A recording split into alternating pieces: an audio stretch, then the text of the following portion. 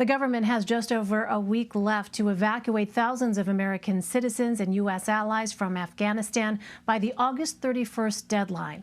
President Biden met with members of his national security team at the White House Monday. CBS's Skylar Henry has the details.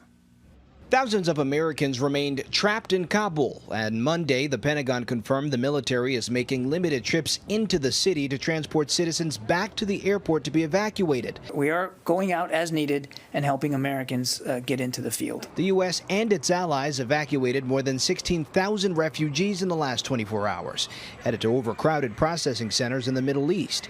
The government called in private airlines to help move the evacuees onto new centers around Europe. We are running biometric and biographic background checks on Afghan evacuees before bringing them to the United States. Refugee flights have already begun landing at Dulles Airport outside of Washington, D.C. President Biden tweeted, "We will welcome Afghans who helped us in the war effort to their new home in the United States of America, because that's who we are. That's what America is." President Biden says he may need to extend next week's withdrawal deadline to make sure everyone is evacuated. But the Taliban says it isn't agreeing to any extension. Ultimately, it will be the president's decision how this proceeds, no one else's. The administration says there is a growing threat of terrorist attacks on the airport in Kabul, and there was a gunfight overnight involving U.S. forces. No U.S. casualties, a partner force or coalition forces were involved, but regrettably, an Afghan security force member lost his life. President Biden will discuss the situation in Afghanistan with allies during a virtual G7 meeting Tuesday. Skylar Henry, CBS News, the White House.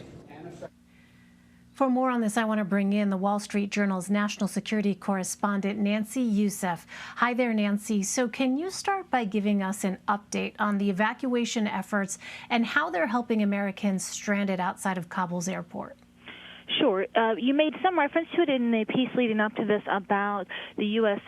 Saying today that they are now moving outside of the airport at times to get Americans into the airport compound.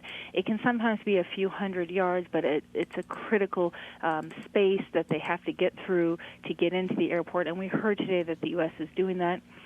They also said at the White House and at the Pentagon today that they'd evacuated the highest number of people out of Kabul in the last 24-hour period, 11,000 on U.S. military aircraft.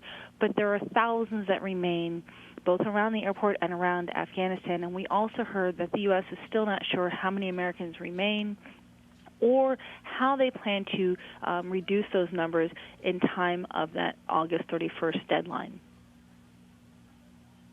And Nancy, you talk about that critical space just outside the airport. Officials said at least one person died and several others were wounded during a shooting incident at Kabul's airport Monday. What more can you tell us about that? That's right. This is an area where there are lots of crowds gathered. There are a limited number of Afghan security forces who remain. And the report from U.S. Central Command, which is responsible for military operations in Afghanistan, was that an hostile actor that they couldn't identify as Taliban started firing. U.S. and German soldiers returned fire, and that led to an Afghan death of one of those soldiers. And so we haven't gotten any clarity on what the exchange was or whether this Afghan soldier was killed by friendly fire. And so there are a lot of unknown details, but it really underscored how volatile the environment is around just outside that gate and the inability to really identify who's Taliban, who's a threat for other reasons, and figure out how to create a security situation such that not only that civilians can get through, but that security forces can operate in a way that allows for them to know how to protect themselves and how to engage with those crowds in a safe way. I think the situation today really got at how quickly things can change in such a tense, stressful environment. And Nancy, National Security Advisor Jake Sullivan was asked about the potential for evacuations to extend past the August deadline. He said the administration believes it can get all Americans out in time. Let's listen to that. The president believes we are making substantial progress. Dozens of flights, thousands, now tens of thousands of people evacuated from the country. We believe today will be an efficient and effective day, and tomorrow and the next day as well. And as I said, he is taking this day by day and will make his determinations as we go. He said they are consulting with the Taliban on every aspect. Tell us more about what the Taliban is saying and how this could actually play out.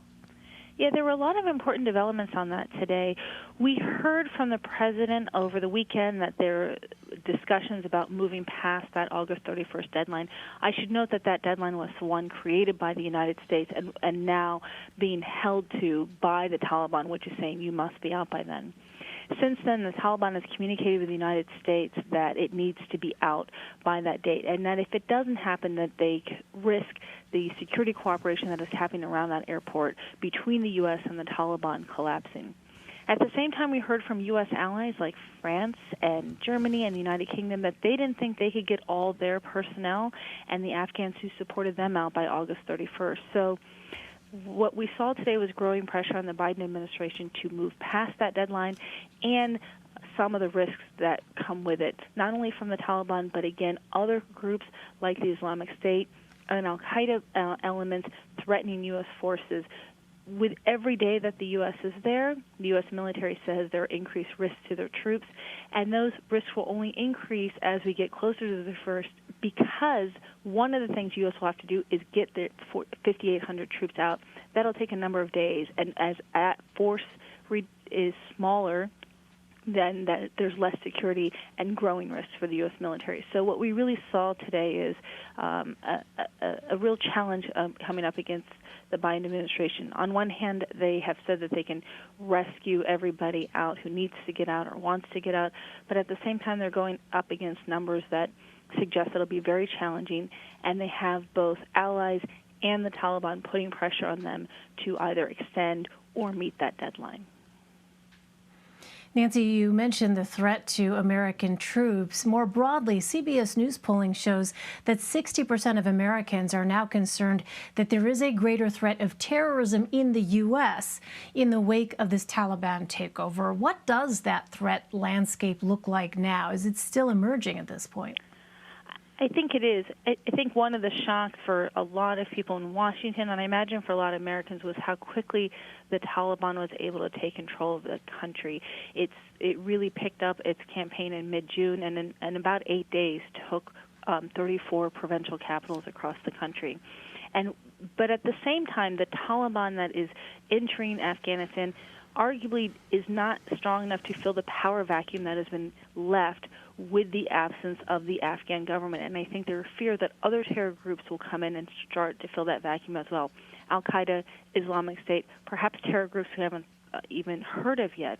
And so the concern becomes, do we see over a period of weeks or months or years terror groups finding safe haven in Afghanistan, the ability to operate, and can from there plot attacks against the United States and its allies? So it's all quite unknown because events are moving so quickly, but I think what people are seeing is an environment that is really ripe for not only the Taliban but other terror groups to enter Afghanistan and operate safely, potentially to plot attacks against the United States and its allies. And finally, Nancy, does the administration have a record of all of the U.S. military weapons and equipment left behind in Afghanistan that could potentially fall into Taliban or other extremist groups' hands? It's a great question, and the short answer is no. And I have to stress it's actually a breathtaking amount of weapons and equipment that is now under Taliban control. Remember that the U.S. was dependent on the Afghan National Security Forces that they had trained to protect Afghanistan and stop this Taliban advance. And because of that, they've left all sorts of planes, guns, technical equipment used to, for example, see things at night or ammunition. And every time a provincial capital fell or a base fell to the Taliban, they acquired all those weapons. And so there's real no way to account for it because it's so large in scale. And more troubling is what will the Taliban do with that equipment? Some would argue that they're better equipped than many nations in terms of the amount of equipment they've acquired through their takeover in Afghanistan. And so How do they deploy it? How do they use it? Whose hands does it fall under? And what can the U.S. do, since there's no clear way for them to reclaim that equipment? We're talking about billions and billions of dollars worth of equipment that largely can't be accounted for. Really troubling questions raised by that. Nancy Youssef at the Pentagon. Nancy, thank you very much. Thank you.